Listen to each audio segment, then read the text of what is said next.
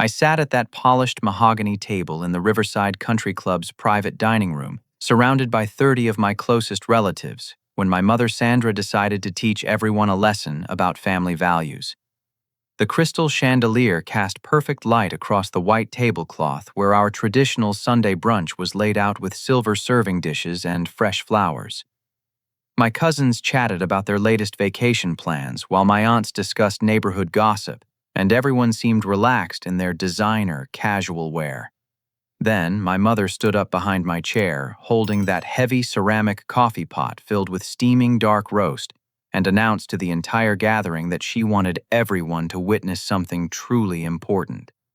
Without any warning whatsoever, she tilted that pot forward and poured the scalding liquid directly onto my head and shoulders, the burning coffee soaking through my button-down shirt, as she declared loudly that this perfectly demonstrated how our family handles worthless garbage. Every single cousin, aunt, uncle, and family friend immediately pulled out their smartphones to record my humiliation while I sat there in stunned, painful silence. Let me explain how I ended up in that chair because my family's perception of me could not have been more wrong. My name is Wayne Henderson, and for the past 5 years I had been quietly building TechFlow Solutions, a software company that created custom database management systems for mid-size manufacturing companies across the Midwest. While my older brother Derek was making a big show of his real estate career driving around in a leased BMW and posting constantly on social media about his latest property deals, I had been working 16-hour days in a modest office space, writing code, and meeting with clients who needed serious technological solutions for their business operations. I deliberately kept my success private because I knew exactly what would happen if my family discovered the truth. Derek had always been the golden child, the one who played football in high school, dated the homecoming queen, and went to business school at the state university. When he started selling houses right after graduation, our parents treated him like he had invented capitalism itself. Every family gathering became a celebration of Derek's latest commission check or new listing, while I got subtle questions about when I planned to find a real job and stop playing around with computers. The truth was, TechFlow Solutions had grown beyond my wildest expectations. We had 22 employees contracts with 67 manufacturing companies and annual revenue that had reached $8.4 million last fiscal year. I owned my apartment outright, drove a reliable Honda Civic that I had paid for in cash, and had more money in my savings account than my parents had probably seen in their entire working lives. But I lived simply, dressed modestly, and never talked about work at family events because I wanted to avoid the inevitable drama that comes when money enters family relationships. 6 months earlier, Derek had approached me at our cousin Tommy's wedding asking for a $45,000 loan to invest in some commercial property development deal. He promised guaranteed returns and painted a picture of us becoming business partners in real estate ventures. I politely declined, explaining that I had my own financial commitments and could not mix family relationships with business investments. Derek's face had changed completely in that moment, shifting from friendly persuasion to cold anger, and he had not spoken to me normally since that conversation. My mother Sandra had been increasingly hostile toward me after I refused to help Derek with his investment. She made comments about responsibility, family loyalty, and supporting each other during difficult times. What she did not know was that I had researched Derek's proposed deal thoroughly and discovered it was essentially a pyramid scheme targeting investors who did not understand commercial real estate. I was actually protecting him by refusing to participate, but I could not explain that without damaging his pride and creating an even bigger family conflict. So there I was at this Sunday brunch, which was supposed to be celebrating Derek's latest successful property sale, when my mother decided to make her dramatic statement. As I sat there with coffee dripping from my hair onto my shoulders, the burning liquid soaking through my shirt and causing actual physical pain, my mother announced to everyone recording that I had been living off unemployment benefits for the past 2 years and represented everything wrong with young men today. The lies kept flowing as Derek joined in, telling the captivated audience that I owed him thousands of dollars from previous loans and had been stealing money from our grandmother's purse during family visits. My Aunt Patricia chimed in with a story about how I had asked her for grocery money last Christmas, which was completely fabricated. Uncle Robert added his own invention about me sleeping on their couch for weeks because I could not afford rent. The worst part was watching my cousins and extended family members nodding along, creating this elaborate fictional narrative about my supposed failures while their phones captured every word. I realized this was not a spontaneous moment of tough love gone wrong. This was a carefully orchestrated character assassination that my mother and Derek had planned together, designed to publicly humiliate me in front of our entire extended family. As the laughter and agreement echoed around that elegant dining room with servers standing awkwardly nearby and other country club members staring from distant tables, I understood that my relationship with these people had fundamentally changed. They were not just disappointed in me or concerned about my future.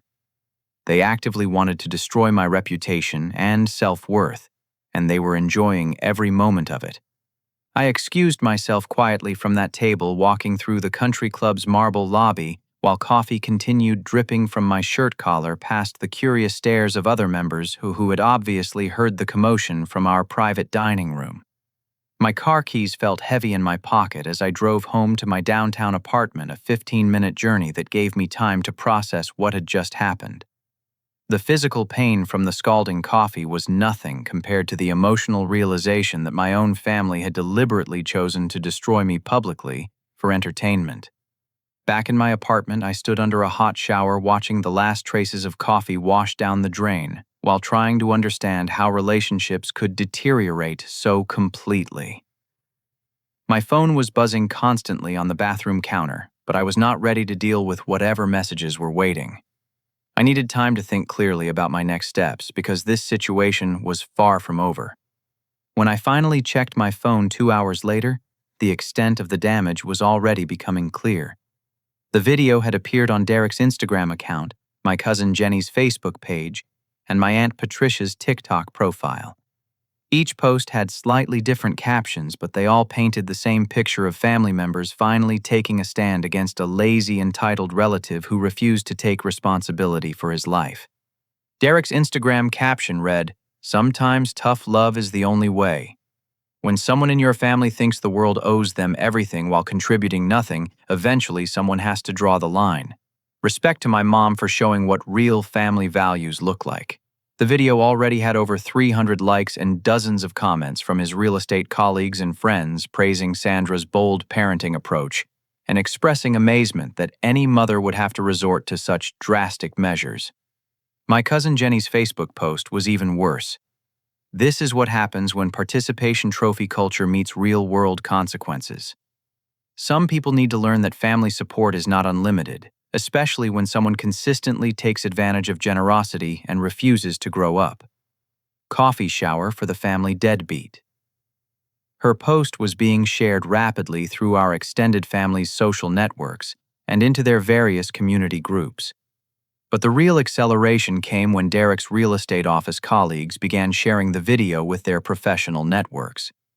Amanda Rodriguez, a prominent realtor in our area, shared it with commentary about entitled millennials and the importance of setting boundaries with adult children. Her post reached thousands of people in our affluent suburban community, spreading far beyond our family circle into local business groups and neighborhood associations. Within 6 hours, the video had appeared in 17 different community Facebook groups with titles like "Tough Parenting Wins," "When Family Members Won't Grow Up," and "Setting Boundaries with Adult Children." Local parenting bloggers picked it up as an example of consequences. Base discipline and morning radio shows began discussing whether Sandra's approach was justified or abusive. The comment sections were brutal. Hundreds of strangers were analyzing my character appearance and life choices based on my family's fabricated narrative. People praised my mother's courage while describing me as pathetic, worthless, and typical of my generation's entitlement problems.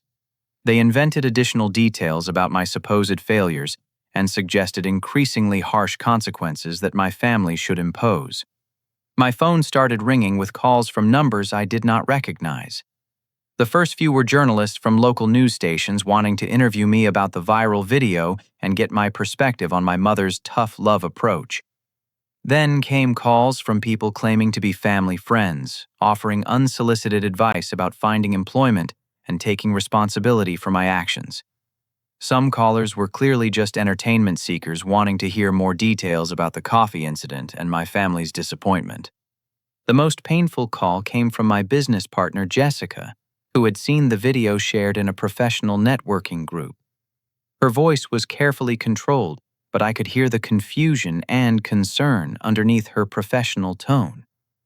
"Wayne, I'm seeing some very strange content online with your name attached. Can you call me back when you have a chance? We need to discuss how this might affect our client relationships." Jessica and I had built TechFlow solutions together over the past 3 years, and she knew better than anyone how hard I worked and how successful our company had become. But she also understood that perception matters in business, especially when dealing with conservative manufacturing companies that value stability and traditional family relationships. If our clients started questioning my character or personal life, it could seriously damage our professional reputation. That evening, local news station Channel 7 ran a segment called "Tough Love Goes Viral," featuring an interview with my mother. Sandra appeared on camera looking composed and concerned, explaining her disappointment with raising a son who refused to take responsibility for his life. She described years of financial support, countless attempts to motivate me toward employment, and her growing frustration with my apparent lack of ambition or gratitude. The reporter, Catherine Walsh, presented the story as an example of modern parenting challenges, asking viewers whether Sandra's approach was justified or too extreme. They showed the viral video again, focusing on my shocked reaction and the family's supportive responses. The segment ended with Sandra's tearful declaration that sometimes parents have to choose between enabling destructive behavior and teaching difficult lessons about real-world expectations. That news segment was shared over 2,000 times within 12 hours, reaching an estimated 50,000 people in our metropolitan area. Local morning shows picked up the story. Radio hosts debated the ethics of public humiliation as a parenting tool, and parenting experts weighed in with their professional opinions about family dynamics and adult-child relationships. I watched all of this coverage from my apartment, realizing that my carefully maintained privacy had been completely destroyed by people who knew absolutely nothing about my actual life. Worse, I was starting to understand that this viral moment was just the beginning of a much larger problem that would require serious strategic thinking to resolve. 6 months earlier, TechFlow Solutions had been featured in Forbes magazine as one of the fastest-growing private technology companies in our state. The article titled "Midwest Innovation, Small Cities, Big Solutions" had included a 2-page profile of my company's growth from a one-person operation to a multi-million-dollar business serving manufacturing companies across 7 states. The journalist Marcus Thompson had interviewed me extensively about my background, business philosophy, and the future of industrial technology solutions. I had specifically requested minimal publicity for that article, asking Marcus to focus on the company's services and impact rather than my personal story. My photograph appeared only once, a small headshot accompanying a quote about the importance of understanding client needs before developing technological solutions. The article mentioned my age, educational background, and general business approach, but avoided details about my family life or personal relationships. Marcus Thompson was a senior business journalist who covered emerging technology companies throughout the Midwest, and he had approached me after hearing about TechFlow Solutions from one of our major clients. Our revenue growth, employee retention rates, and client satisfaction scores had caught his attention as indicators of sustainable business success. The Forbes feature had generated significant interest from potential clients and investors, leading to our best quarter ever in terms of new contracts and business development. What I had not anticipated was how that Forbes recognition would intersect with my family's public destruction campaign. Marcus had kept copies of all his research materials, including detailed financial documentation, client testimonials, and industry analysis that painted a very different picture of my professional life than the one my family was promoting online. 3 days after the coffee video went viral, Marcus received a forwarded link to the footage from a colleague who recognized me from his previous reporting. He called me immediately, his voice filled with confusion and professional concern. "Wayne, I'm seeing some very disturbing content online that doesn't match anything I learned about you or your company. Can you help me understand what's happening here?" I explained the situation to Marcus, including the context of my family relationships and the deliberate choice to keep my business success private. He listened carefully, asking detailed questions about the timeline of events and the specific claims my family was making about my financial situation. As an experienced journalist, he understood immediately that something was seriously wrong with the narrative being promoted in the viral video. Meanwhile, my business was starting to suffer real consequences from the viral content. Our client relations manager, David Chen, forwarded me several emails from existing clients expressing concerns about our company's leadership stability. Morrison Manufacturing, one of our largest accounts, requested a meeting to discuss whether my family troubles might affect our ability to deliver their upcoming software integration project. Patricia Williams, the operations director at Hartwell Industries, called Jessica directly to ask whether she should be concerned about our company's financial management, given the allegations she had seen online about my personal financial problems. The irony was devastating. Companies that paid us hundreds of thousands of dollars annually were questioning my financial competence based on my family's fictional narrative about unemployment and dependency. The viral video's impact reached far beyond potential business consequences. My landlord, Frank Martinez, received anonymous phone calls from people claiming to be family members stating that I could not afford my rent and suggesting he should begin eviction proceedings immediately.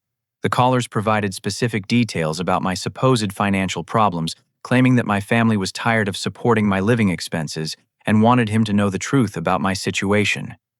My local gym, Fitness First, where I had been a member for 4 years, began receiving complaints from other members who recognized me from the viral video. The gym manager, Sarah Thompson, called to ask whether I was comfortable continuing my membership given the negative attention my presence was attracting. Other members were apparently discussing my supposed character flaws and questioning why someone who couldn't afford basic living expenses was paying for gym membership. Even my neighborhood coffee shop, where I had been a regular customer for 3 years, became uncomfortable. The owner, Maria Gonzalez, mentioned that several customers had asked about that guy from the viral video and whether she thought it was appropriate for her business to serve people who take advantage of their families. The casual, friendly relationship I had built with local business owners was being poisoned by strangers who believed they understood my character, based on a fabricated online narrative. The psychological pressure was unlike anything I had ever experienced. Walking through my own neighborhood meant potentially encountering people who had seen the video and formed strong opinions about my worth as a human being. Grocery shopping became an exercise in anxiety management, wondering whether the person in line behind me was silently judging my purchases based on assumptions about my financial situation. The most heartbreaking call came from my 82-year-old grandmother, Clara Henderson, who lived in an assisted living facility across town. Her voice was trembling when she called, asking me through tears whether the things Derek had said about me stealing from her purse were true. She explained that Derek had visited her several times recently, asking detailed questions about her financial accounts and expressing concern that family members might be taking advantage of her generosity. Clara had always been my closest family relationship, the one person who seemed genuinely interested in my happiness and personal growth, rather than comparing me to Derek's more visible achievements. She had supported my interest in technology since childhood, encouraging my computer programming hobby when other relatives dismissed it as antisocial behavior. Hearing the confusion and pain in her voice as she struggled to reconcile the grandson she knew with the person being described in viral content was almost unbearable. That conversation with my grandmother clarified something crucial about the situation. This was not just about my reputation or even my business success. My family's lies were actively harming an elderly woman who had done nothing wrong, causing her to doubt her own judgment and fear that people she trusted were betraying her. The stakes had escalated far beyond personal embarrassment into potential elder abuse and emotional manipulation. I realized that responding to this situation required more than just clearing my name or protecting my business. I needed to expose the truth about what was really happening, not just for my own vindication, but to protect my grandmother from further manipulation and to hold my family accountable for their deliberate cruelty. Derek organized what he called an emergency family meeting at our parents' house the following Saturday, creating a Facebook event and inviting every extended family member except me. The event description read, "Important family discussion about recent events and necessary next steps. We need to address ongoing financial and behavioral issues that affect all of us." He encouraged everyone to bring their phones because he planned to live stream portions of the meeting for transparency and accountability. The live stream began at 2 o'clock in the afternoon, broadcast simultaneously on Derek's Facebook, Instagram, and TikTok accounts. He had set up a professional-looking presentation area in our parents' living room, complete with a laptop, printed documents, and a whiteboard covered with charts and timelines. Our mother Sandra sat prominently beside him, looking serious and concerned, while aunts, uncles, and cousins filled the available seating and standing room. Derek began the presentation by thanking everyone for their support, following the difficult but necessary intervention at the country club brunch. He praised our mother's courage in taking a public stand against enabling destructive behavior, and he read selected supportive comments from the viral video to demonstrate community approval for their actions. The live stream audience grew rapidly as viewers shared the content with friends and family members. Then Derek unveiled what he claimed was evidence of my systematic financial abuse of our family. He produced bank statements that appeared to show transfers from a joint family account into my personal checking account, totaling over $67,000 during the past 18 months. He displayed printed emails that purported to be my requests for emergency loans, including desperate pleas for rent money, grocery assistance, and help with medical bills I could not afford. The fabricated documentation was remarkably sophisticated. Derek had created fake letterhead for a fictional family trust fund, complete with account numbers and official-looking transaction records. He showed the live stream audience what appeared to be my forged signature on loan agreements promising to repay money borrowed for various personal emergencies. He even produced counterfeit medical bills and eviction notices that supposedly justified my requests for family financial assistance. The most damaging part of Derek's presentation involved our grandmother, Clara. He displayed falsified bank records suggesting that $43,000 had been withdrawn from Clara's savings account during the past year, with transactions occurring on dates when I had visited her assisted living facility. Derek claimed he had discovered this pattern while helping Clara organize her finances, and he expressed deep concern about elder abuse disguised as family visits. The livestream audience was completely convinced by Derek's evidence. Comments poured in expressing outrage at my supposed crimes, with viewers demanding criminal prosecution and praising Derek for exposing financial abuse. Many commented about their own experiences with family members who had taken advantage of elderly relatives, creating a sense of shared indignation and support for Derek's investigation. But Derek was not finished. He announced that the family had hired attorney Patricia Hoffman from the law firm Mitchell & Associates to pursue civil and criminal charges against me for theft, fraud, and elder abuse. He read from what appeared to be an official legal document outlining the charges and demanding full restitution, plus damages for emotional distress caused to family members, especially our grandmother. The fabricated legal threat included specific allegations that I had used my computer skills to manipulate electronic banking systems, forge documents, and cover up financial crimes.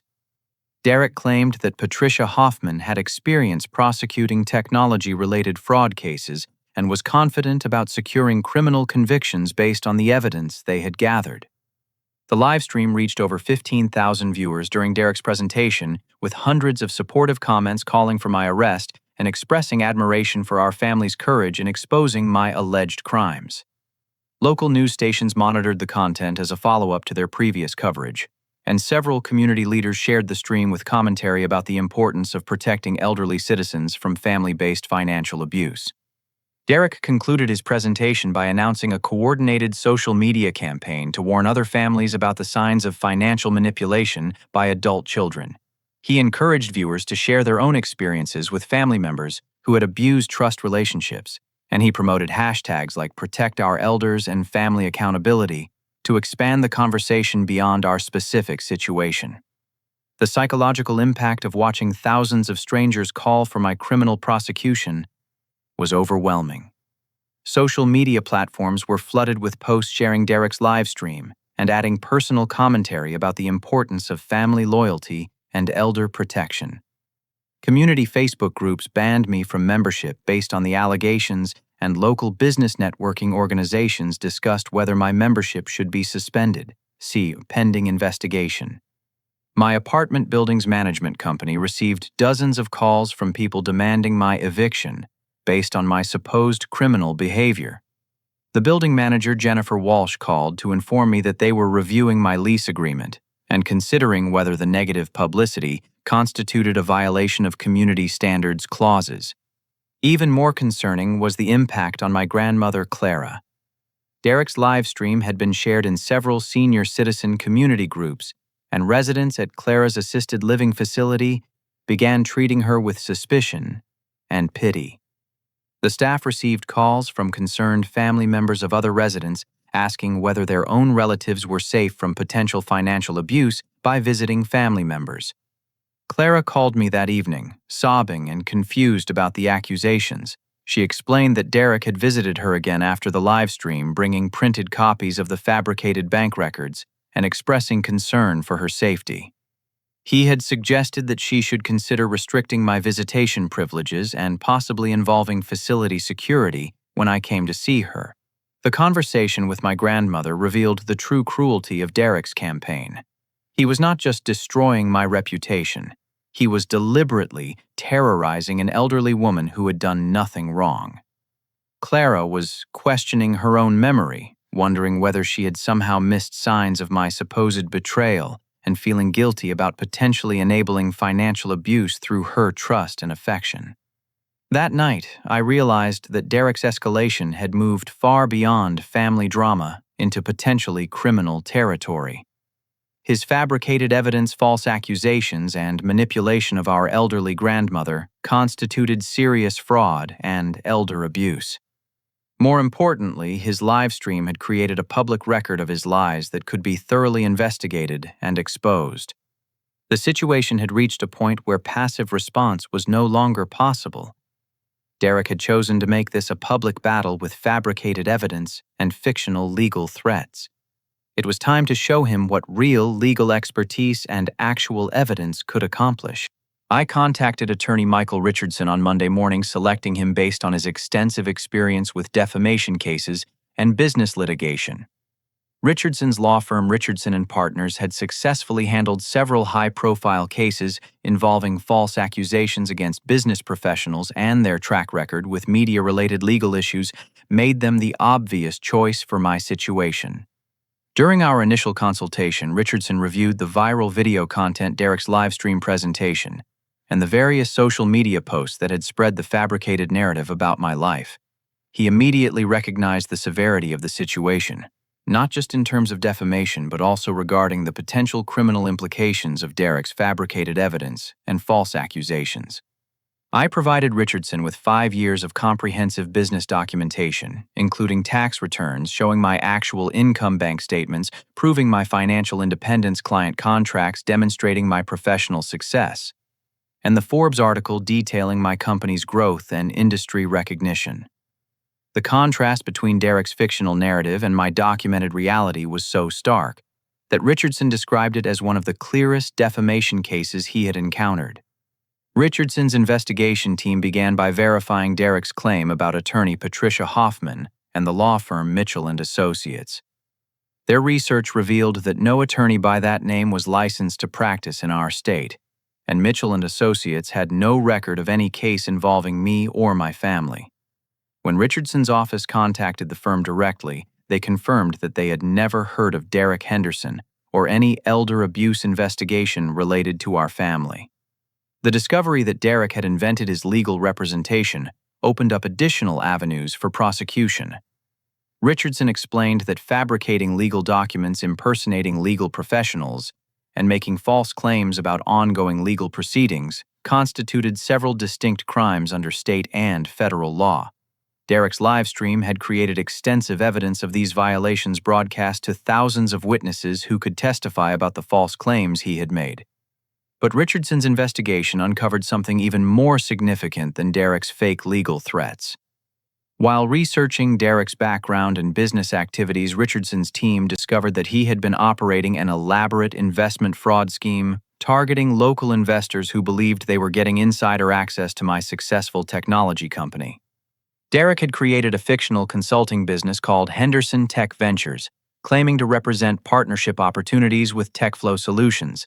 He had produced fake business cards, fraudulent letterhead, and counterfeit contracts suggesting that he could provide investors with early access to my company's expansion plans.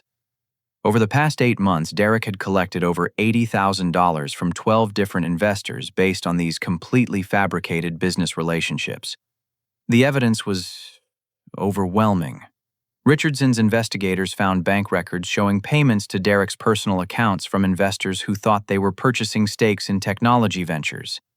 They discovered printed marketing materials that Derek had created, featuring unauthorized use of my company's logo and completely fictional descriptions of upcoming projects and investment opportunities.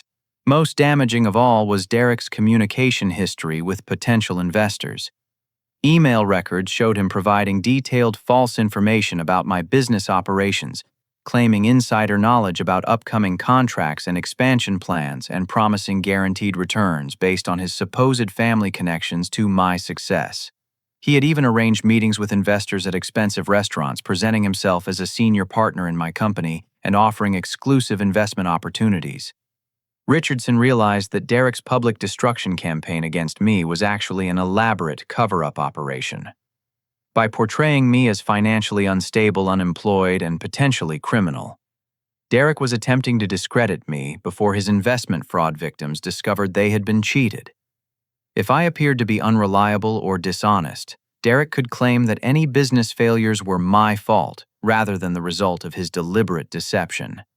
The timing of Derek's escalation made perfect sense in this context. Several of his investment victims had been asking questions about their expected returns, and at least 2 had requested meetings with me directly to discuss the projects they thought they had funded. Derek needed to destroy my credibility immediately before these investors realized that no partnership had ever existed and that their money had been stolen. Richardson contacted the Federal Bureau of Investigation's White-Collar Crime Division to report Derek's investment fraud scheme. FBI Special Agent Lauren Martinez was assigned to the case, and she immediately recognized the sophistication of Derek's operation and the potential for additional victims who had not yet come forward. The agency began a formal investigation into Derek's business activities, financial records, and communication with investors. Simultaneously, Richardson filed comprehensive defamation lawsuits against Sandra Derek and 3 local news stations that had promoted the false narrative without conducting basic fact-checking. The lawsuits demanded substantial monetary damages for harm to my business reputation, emotional distress, and the costs associated with correcting the false information that had been spread about my life and character. The legal documentation Richardson prepared was extensive and meticulously detailed. It included testimonials from my business clients, financial records proving my success, and independence character references from professional colleagues, and a complete timeline of Derek's escalating lies and fabricated evidence. The contrast between the documented facts and my family's public claims was so dramatic that Richardson predicted swift settlements from most defendants. But the most important aspect of Richardson's strategy was protecting my grandmother Clara from further manipulation and abuse. He filed for a protective order requiring Derek to cease all contact with Clara unless supervised by facility staff, and he requested investigation of the financial records Derek had shown her to determine whether actual funds had been improperly accessed. Richardson also prepared documentation for a coordinated public relations campaign designed to correct the false narrative before it caused additional damage to my business or personal relationships. Working with a crisis communications specialist, we developed a strategy for revealing the truth about my success while exposing Derek's fraud and manipulation tactics. The goal was not just to clear my name, but to ensure that Derek faced serious consequences for his crimes and that my grandmother was protected from any future exploitation. After weeks of watching lies destroy my reputation, It was time to demonstrate what actual evidence and professional legal expertise could accomplish. Marcus Thompson published his follow-up Forbes article on Thursday morning titled, "The Real Story Behind Viral Coffee Video: How Success Sometimes Requires Family Sacrifice." The piece opened with a detailed account of our original interview 6 months earlier, including specific quotes about my business philosophy and documentation of TechFlow Solutions' remarkable growth trajectory. Marcus had conducted additional research for this article, interviewing several of my major clients who provided glowing testimonials about my company's professionalism, reliability, and innovative solutions. Patricia Williams from Hartwell Industries described our software integration project as transformational for our manufacturing efficiency, while Robert Chang from Morrison Manufacturing praised my personal involvement in solving complex technical challenges. The article included updated financial information showing that TechFlow Solutions now employed 26 people, had expanded into 3 additional states, and was projected to exceed $10 million in annual revenue. Marcus quoted my business partner Jessica, extensively describing our collaborative approach to client service and my reputation within the technology industry as an emerging leader in manufacturing solutions. But the most powerful section of Marcus's article focused on the disconnect between my documented success and my family's public narrative. He had obtained screenshots of Derek's live stream presentation and compared the fabricated financial documents with my actual business records, demonstrating conclusively that every allegation about my supposed failures was completely false. Marcus interviewed 3 independent business analysts who reviewed my company's growth patterns, client retention rates, and industry positioning. All 3 experts described TechFlow Solutions as an exceptionally well-managed company with strong fundamentals and impressive potential for continued expansion. Dr. Angela Rodriguez, a business professor at the State University, called my achievement remarkable for someone who started with no outside investment or family connections. The Forbes article's publication triggered an immediate and dramatic shift in public perception. Within 2 hours, the article had been shared over 3,000 times on social media platforms, with readers expressing shock and outrage at the false narrative my family had promoted. Comments sections filled with apologies directed toward me and harsh criticism of the news stations that had failed to verify basic facts before broadcasting the original story. Derek's investment fraud victims began recognizing my name from the Forbes coverage and realizing the extent to which they had been deceived. Thomas Mitchell, a retired manufacturing supervisor who had invested $15,000 in Derek's fictional tech ventures called Local Police, after reading the article and understanding that no partnership between Derek and my company had ever existed. Within hours of the Forbes publication, Richardson's office received calls from 11 of Derek's 12 investment fraud victims, all seeking legal representation and information about recovering their stolen funds. The victims provided additional evidence of Derek's elaborate deception, including marketing materials, fake contracts, and recorded phone conversations where Derek had made specific promises about guaranteed returns and insider business opportunities. The FBI investigation accelerated rapidly as Special Agent Martinez interviewed Derek's fraud victims and reviewed the extensive documentary evidence they provided. Bank records showed that Derek had spent most of the stolen investment funds on personal expenses, including luxury vacation trips, expensive restaurant meals, and payments toward his leased BMW. Very little money remained in his accounts, meaning the victims faced significant financial losses even if Derek was successfully prosecuted. Local news stations found themselves in an extremely uncomfortable position as the true story emerged. Channel 7's Catherine Walsh, who had originally presented the coffee video as an example of tough love parenting, was forced to broadcast a correction and apology. The station's news director issued a statement acknowledging their failure to conduct basic fact-checking and promising improved verification procedures for future stories. The viral video's comment sections became battlegrounds as people who had originally supported my mother's actions began deleting their posts and expressing embarrassment about their participation in the public humiliation campaign. Social media influencers who had shared the content as positive examples of family accountability quietly removed their posts and hoped their audiences would not notice their poor judgment. My business experienced an unprecedented surge of positive attention, as the Forbes article generated interest from potential clients and investors who admired my resilience and professional achievements. Companies that had never heard of TechFlow Solutions began reaching out about potential partnerships, specifically mentioning their respect for my character and integrity in handling such a difficult personal situation. Jessica fielded dozens of calls from manufacturing executives who wanted to discuss our services, and several specifically mentioned that they preferred working with business leaders who had demonstrated grace under pressure. Our client pipeline expanded dramatically as word spread about the quality of our work and the unfair treatment I had endured from people who should have been supportive. But the most satisfying development was the impact on my grandmother Clara's situation.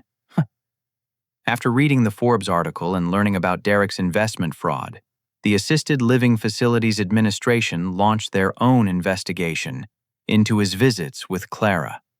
Security footage revealed that Derek had spent considerable time reviewing Clara's financial documents during his visits, photographing bank statements and asking detailed questions about her account access procedures. Clara called me that evening, her voice filled with relief and renewed confidence in her own judgment. She apologized for doubting me and expressed amazement at my business success, which she had never fully understood due to my deliberate privacy about professional achievements. She also revealed something crucial: Derek had been pressuring her to add him as an authorized user on her primary savings account, claiming he wanted to help her manage her finances more efficiently. Richardson immediately contacted the FBI about Derek's attempted financial manipulation of our grandmother, adding elder abuse charges to the growing list of crimes under investigation. Clara's bank was notified about the potential fraud attempt, and they confirmed that Derek had actually visited their branch twice, claiming to represent Clara's interests and requesting information about account access procedures. The psychological relief of watching the truth emerge was overwhelming. For weeks I had endured public humiliation, business consequences, and personal attacks based on completely fabricated accusations. Now the real story was spreading just as rapidly as the original lies, but this time with documentation, expert analysis, and professional credibility behind every claim. Derek's carefully constructed narrative was collapsing as investigators uncovered layer after layer of deception and criminal activity. The viral video that was supposed to destroy me had instead exposed him as a sophisticated fraudster who had been systematically stealing from investors while planning to exploit our elderly grandmother's trust and financial resources. Derek was arrested on Friday morning at his real estate office, with FBI agents executing search warrants for his business computers, financial records, and personal communication devices. Local news stations covered the arrest extensively, creating a stark contrast with their previous, sympathetic coverage of his family intervention campaign. Special Agent Martinez announced that Derek faced federal charges for investment fraud, wire fraud, elder abuse conspiracy, and identity theft, with prosecutors seeking a 15-year sentence based on the scope of his criminal activities. Sandra was arrested the same afternoon at our parents' home, charged as an accomplice in the elder abuse conspiracy and financial fraud schemes. Richardson's investigation had revealed that she had actively participated in Derek's plans to access Clara's financial accounts, attending bank visits, and providing emotional manipulation to convince Clara that family members needed access to her funds for emergency situations. The fake attorney scheme added additional federal charges for both Derek and Sandra, as prosecutors determined that impersonating legal professionals and fabricating court documents constituted serious crimes against the integrity of the legal system. Derek's livestream presentation had provided prosecutors with extensive evidence of these violations, broadcast to thousands of witnesses who could testify about the false claims he had made. The criminal charges were just the beginning of Derek's consequences. His real estate license was permanently revoked by the state licensing board, which conducted its own investigation into his professional conduct and determined that he had used his real estate connections to identify and target potential fraud victims. His property management company filed for bankruptcy after losing all clients and facing multiple lawsuits from defrauded investors who discovered that Derek had been using company resources to operate his fraudulent investment schemes. The 3 news stations that had promoted Derek's false narrative without fact-checking paid substantial settlements to resolve Richardson's defamation lawsuits. Channel 7 agreed to broadcast a primetime correction and apology, with their news director personally acknowledging their failure to verify basic information before presenting Derek's claims as credible. The settlements included funding for a media literacy campaign about the importance of verification and fact-checking in responsible journalism. But the most meaningful resolution involved my grandmother Clara's situation and protection. Richardson helped establish a comprehensive elder protection plan, working with Clara's bank, the assisted living facility, and local adult protective services to ensure that no family member could access her financial accounts without proper legal documentation and independent verification. Clara was moved to a more secure assisted living facility that specialized in protecting residents from family-based financial exploitation. The new facility had strict protocols for visitor supervision and financial transaction monitoring, ensuring that Clara could enjoy family relationships without risking manipulation or abuse. The transition was funded through Derek's asset forfeiture, as prosecutors seized his remaining property and bank accounts to compensate his various victims. My business experienced remarkable growth as news of my vindication spread throughout the manufacturing industry. TechFlow Solutions secured contracts worth over $4 million from companies that specifically wanted to support my integrity-driven leadership approach. Several major corporations reached out about potential acquisition opportunities, recognizing the value of our specialized expertise and the positive publicity surrounding our ethical business practices. More importantly, I decided to use this experience as the foundation for meaningful social impact. I announced the establishment of the Clara Henderson Foundation, named after my grandmother, dedicated to protecting elderly Americans from financial exploitation by family members. The foundation would provide legal assistance, financial recovery support, and educational resources to seniors who had been victimized by relatives they trusted. The foundation's launch event drew significant media attention and community support, with Clara serving as the keynote speaker about her experience and the importance of elder protection advocacy. She spoke powerfully about the confusion and fear she had experienced when Derek began manipulating her trust, and she encouraged other seniors to seek help immediately if family members pressured them about financial decisions or account access. The Foundation's first initiative involved partnering with assisted living facilities throughout our region to provide financial protection education and early intervention services. We developed training programs for facility staff to recognize signs of family-based financial abuse, and we created resource networks connecting seniors with independent financial advisors who could provide objective guidance about family requests for money or account access. Local law enforcement agencies began referring elder abuse cases to our foundation, and we worked directly with prosecutors to help elderly victims navigate the legal system and recover stolen funds. Within 6 months, the foundation had assisted 43 seniors in protecting themselves from family-based financial exploitation, recovering over $200,000 in improperly transferred funds. The most rewarding aspect of the Foundation's work was seeing how empowered seniors became when they understood their rights and had access to professional support. Clara became our most effective advocate, speaking at senior centers and community events about the importance of maintaining financial independence and questioning any family member who pressured them about money or bank account access. My relationship with my extended family naturally ended permanently. The cousins, aunts, and uncles who had enthusiastically participated in recording and sharing my public humiliation never offered apologies or acknowledgments of their role in promoting false accusations. Several family members continued posting on social media about feeling betrayed by my success, as if my privacy about business achievements had somehow been deceptive or unfair to them. I learned that toxic family relationships often cannot be repaired, because the fundamental problem is not misunderstanding or poor communication, but rather a deliberate choice to treat family members as competition resources to be exploited, or obstacles to be removed. Sandra and Derek had not acted impulsively or made mistakes in judgment.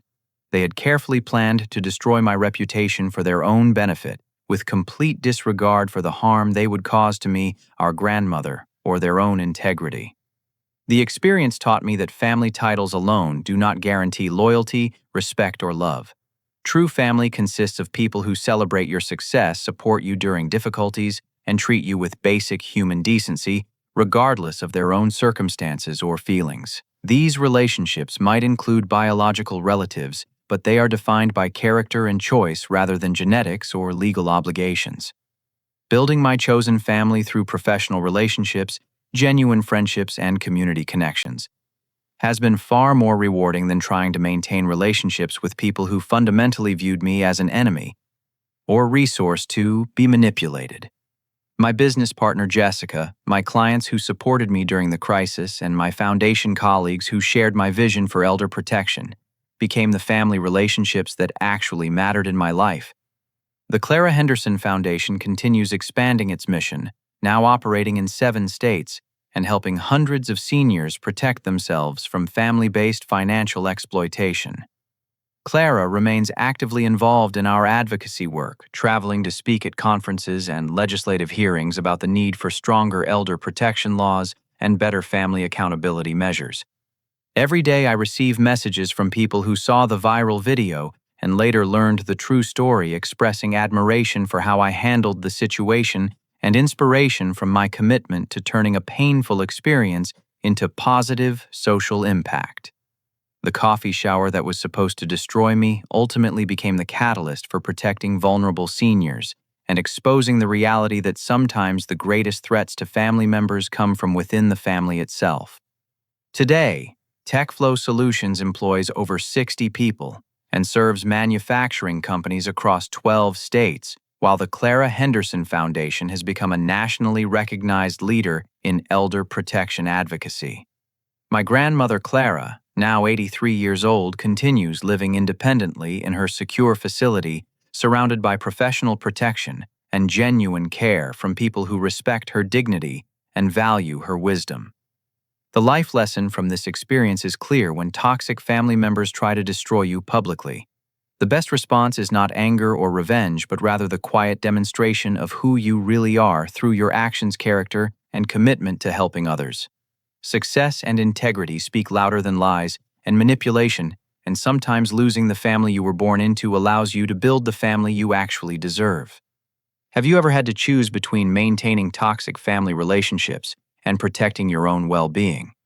I would love to hear your thoughts about setting boundaries with family members who treat you poorly, and how you have built supportive relationships with people who actually value and respect you. Please share your experiences in the comments below, and if this story resonated with you, please like this video, subscribe to the channel for more stories about overcoming family toxicity, and share this with anyone who might need encouragement about choosing healthy relationships over biological obligations. Thank you for listening to my story, and I wish you the courage to surround yourself with people who genuinely celebrate your success and support your dreams.